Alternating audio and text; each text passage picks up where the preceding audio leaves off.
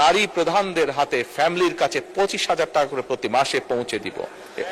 Sorry, 2,500 টাকা। আমরা 25,000 টাকা দিতে বলে খুব ভালো ছিল, সম্ভব হলো।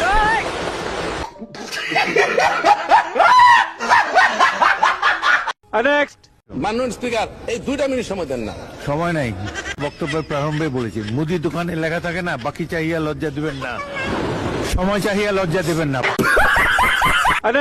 মানে স্পিকার, হাফিজ সাহেব থাকলে রিলেট করতে, উনি ভোলা মানুষ। মানে স্পিকার, একটা বাড়ি, সরি হাফিজ সাহেবকে, সরি স্পিকার সাহেব, thank you, so sorry, I am so sorry. আমি শিওর আপনি চিনেন ওনাকে, বাট আমার বলাটা ভুল হয়েছে।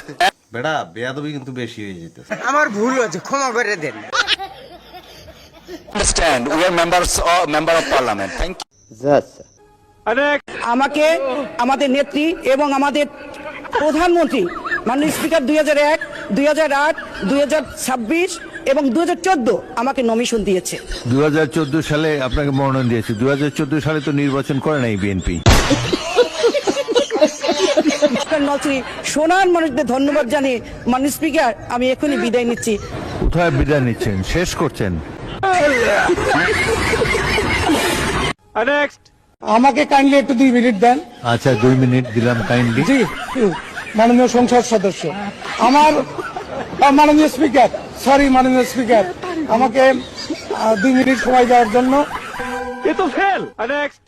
মাননীয় স্পিকার, গাড়ি চালাইতে লাইসেন্স লাগে, মোটরসাইকেল চালাইতে লাইসেন্স লাগে, দোকান চালাইতেও লাইসেন্স লাগে, এখন শুনি মদ খাইতে বলে লাইসেন্স লাগে। মাননীয় স্পিকার, এইটা কোন দেশের আইন আমি জানি না। মাননীয় স্পিকার, রাস্তাঘাটে যেখানে সেখানে মদের দাম বাড়াইছে, ওরা মাইন্ড করছে, এটার জন্য লাইসেন্স লাগে। এই ব্যবস্থা মানুষ করেন।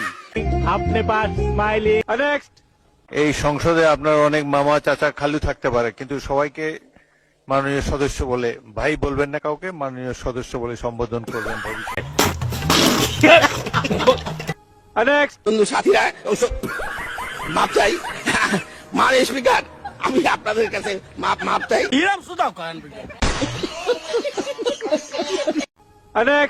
ম্যাডাম ভাই, আমাকে 1 মিনিট সময় দেওয়া যাবে? স্পিকার মহোদয়, মাননীয় স্পিকার, আমাকে 1 মিনিট সময় দিন।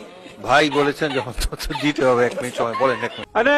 1600 স্কয়ার মাইল অফ কাঁচা রাস্তা। সময় আসলে বলে তো সময় চলে গেল। আমি কি আসি নাকি লাইনে? সবগুলো ফেল। 3 মিনিটে মাননীয় স্পিকার কিছুই হয় না। ওই মহিলা নার্ভাস হয়ে যায় 3 মিনিটে। আর নারীর এত ক্ষমতায়তনে কি যে কষ্টে আছি এই দেশের মধ্যে। আপনি স্পিকার, মাননীয় প্রধানমন্ত্রী স্পিকার, বিরোধী দলের নেত্রী স্পিকার, আরেকজন রাজপথে ওই সেও নেত্রী, আমার ঘরের মধ্যে আমার ওয়াইফ, সেও কি যে জ্বালা যন্ত্রণা হচ্ছে মাননীয় স্পিকার, বলে ভাষা প্রকাশ করা যায় না। এই জাতীয় সংসদে যারা আছে এরা কিন্তু কেউ কিছু বলে না, খালি প্রশংসা করে যাচ্ছে।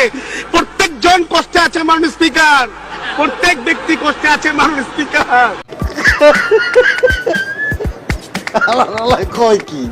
মাননীয় পটুয়াখালী তৃতীয় 1320 মেগাওয়াট ক্ষমতার বিদ্যুৎ কেন্দ্র স্থাপনে শেখ কামাল, শেখ জামাল ও শেখ রাসেল পূর্তি সেতু মন্ত্রীর পূর্তি কৃতজ্ঞতা নিশ্চয় যাচ্ছে, এগিয়ে যাচ্ছে।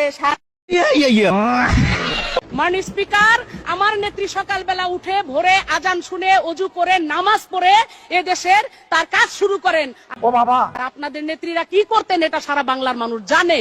সিয়াসাত হাদিস, তিরমিজি শরীফ, মেশকা শরীফ, আবু দাউদ শরীফ, বুখারী শরীফ, মুসলিম শরীফ থেকে শুরু করে এমন কোন খণ্ড নাই যেগুলো না পড়েছি। আমরা ধর্ম অন্ধ না, আমরা ধর্ম ভীরু, আমরা ধর্মের কাজ করি, কিন্তু অন্ধত্ব গ্রহণ করি নাই। স্যার, ও যা বলছে সব মিথ্যা কথা।